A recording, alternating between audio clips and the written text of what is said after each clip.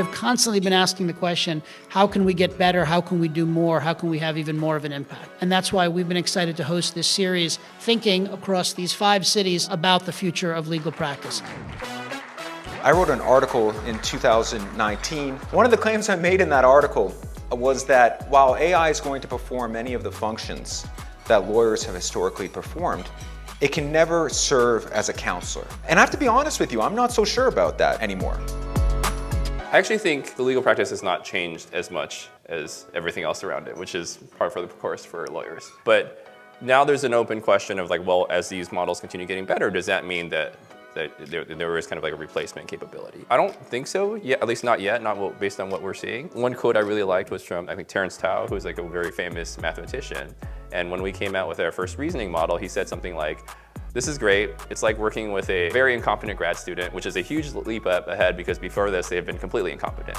I've been a technologist for 25, 30 years, and I don't think I've ever seen anything like this. Nobody took AI seriously up until about a couple days ago. Arguably, what we are doing today is not AI. If I could do one thing, I would stop calling it artificial intelligence.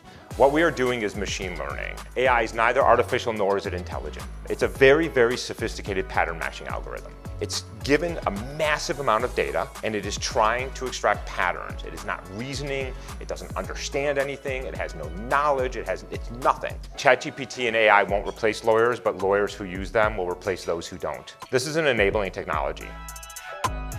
AI is the most transformative technology of our generation. The bottom line is that AI is being experimented with and used by legal professionals as we speak now with impact. It's important that attorneys understand the potential applications of Gen AI in the practice of law and the provision of legal services, but they also have to understand the limits. When AI is used in the criminal justice system context, we need to be extremely careful where potential implications exist on the fundamental human rights. It's not going to be killer robots yet.